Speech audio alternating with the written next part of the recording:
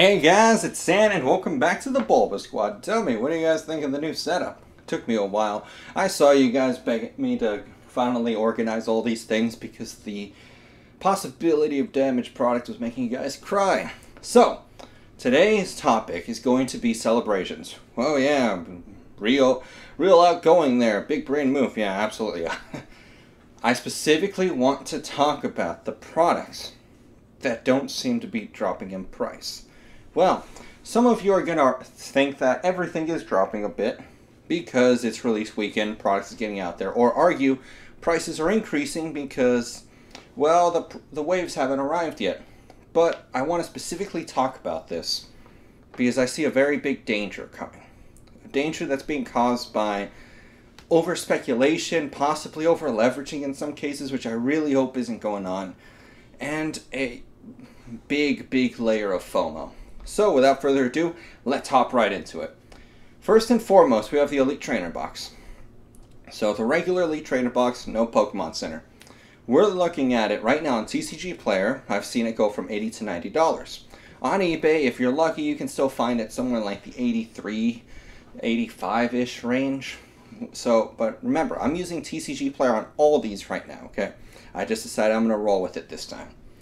The Ultra Premium Collection went from $400, which already, that's outrageous, to $500.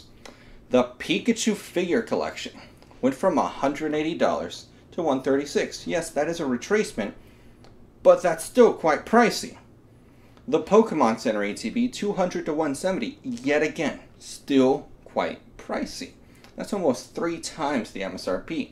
I'm fairly certain that the Pokemon Center one was $10 more expensive than the regular one. I just don't remember off the top of my head right now. The Collector's Chest.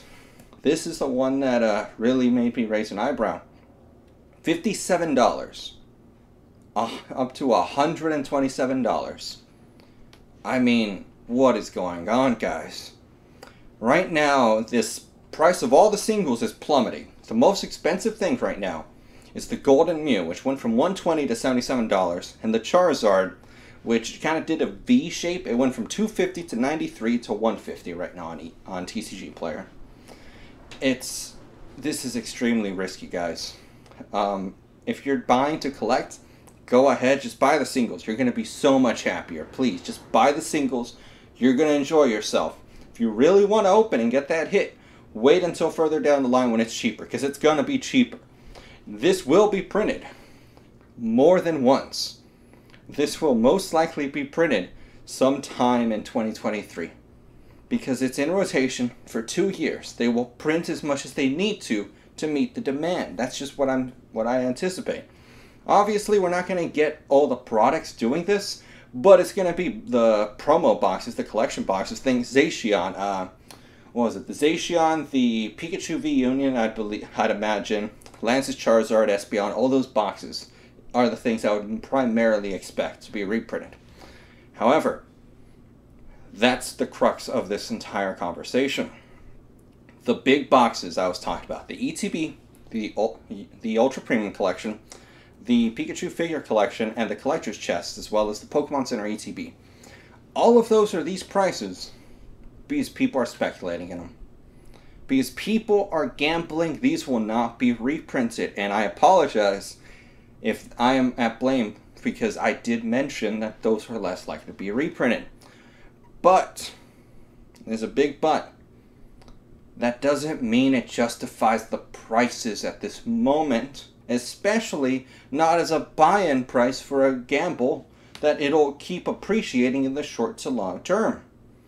Yes, you can think it'll appreciate long term, but do not think that because it'll be X arbitrary number down the line, that it justifies whatever price you're going to pay right now.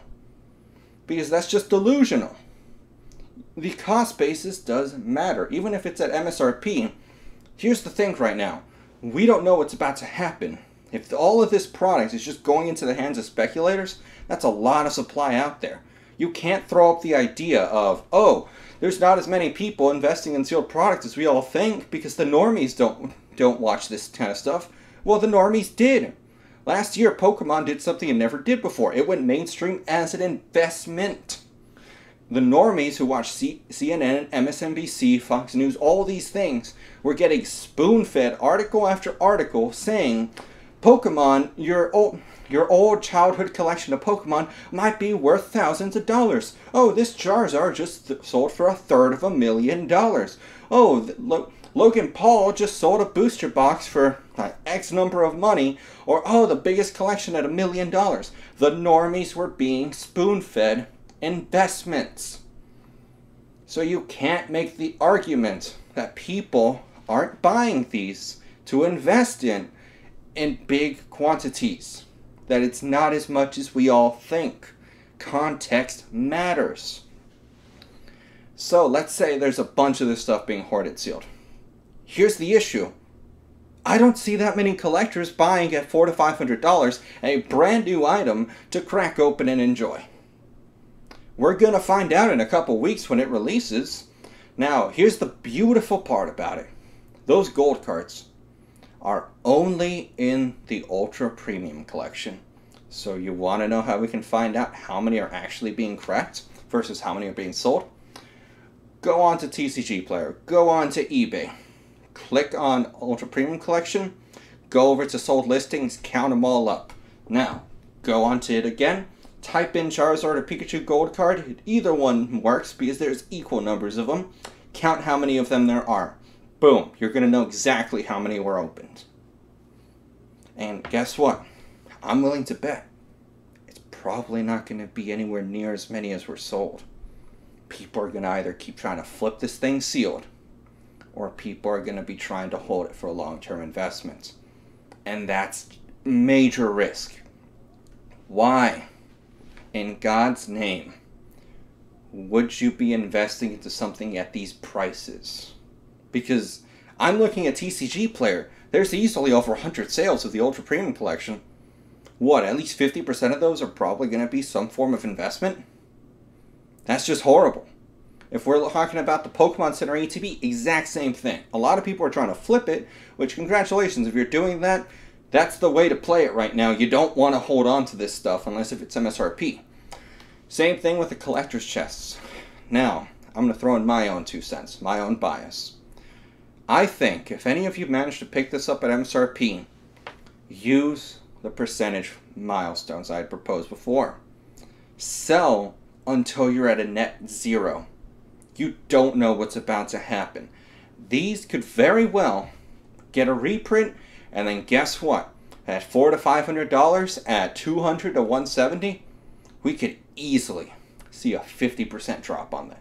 Just imagine, you have these. You have all this beautiful return, just like Vivid Voltage. I was up, what is it? 86 and 24, 32. I was up almost 4x on my money. I got delusional, I didn't sell. Poof. The thing is, if I sold at 300, I could always buy back in later on if I wanted to. But when it's down to 120, I can't go up to someone, like grab them by the collar and go, hey, buy this for $300. Like, I forgot to sell it a few months, but you're going to buy it right now or else. No, shut up to me. Give me the money. No one's going to do it. Well, I guess some of you can, but good luck. But, you see what I mean? Get to the net zero, so then whatever happens to the rest of the product, it doesn't matter. Because it's all pure profit, baby. If it's all pure profit, it doesn't matter if it goes up or down, because going down, it's probably not going to go to zero. So you're probably still going to make profit. But if you let this greed, this delusion, this euphoria blind you, there's a good chance you're going to miss out on some of these profits if the worst comes to pass. Especially because, hear me out, even if it doesn't get reprinted, there's going to be a lot of this product out there. We are in a point in time where liquidity is at its highest. You could put it on eBay, just put it at straight market, and there's a good chance you're going to sell it in a few weeks. That is insane, okay? In the past, you would have been lucky if you sold it in a month. Liquidity is just not like this. We hit that point where suddenly interest finally dies down, liquidity dies down. Congratulations. You have a $400 to $500, maybe even more in some of these cases. item that you might have to wait months to sell. And that's a big issue. Because suddenly you have all this money tied up. If you want to get rid of it quickly, you're going to have to sell probably 70% of the asking price, 60, maybe worse if you have to put it on auction. Because true liquidity in this hobby is dictated by the price it sells at auction. So that's all I got for today. I know this was more of a rant. Overall, just I'm concerned about what I'm seeing right now. Especially for the long-term speculators. If you're just a flipper, congratulations, you're making money all day long. You're happy as can be. But if you're a long-term speculator right now, and you're just holding, or worse yet, you bought at these overly inflated prices, the amount of risk you're taking on for literally no reason at all, because you can't tell me, oh, like, you're just too afraid to buy it. No, I'm going to buy in when it's cheaper, because it's probably going to be cheaper, and when it does, I'm going to get way more things, and I'm going to have way less risk. You can't tell me that it's because I don't like the set, I like it. It's right now, the risk-reward scenario is not appealing at all. Yeah, get it MSRP, congratulations. I think you should still try to go for the net zero, because you could always accidentally pass up the opportunity to sell. You can always sell and buy back in. You can't recover money that was lost. That's all I got for you guys today. And if you guys want to support the channel, $1 on Patreon, $5 for the messages, $10 for the hour-long phone call. So thank you guys for watching this video, and I'll see you guys next time. Bye, guys.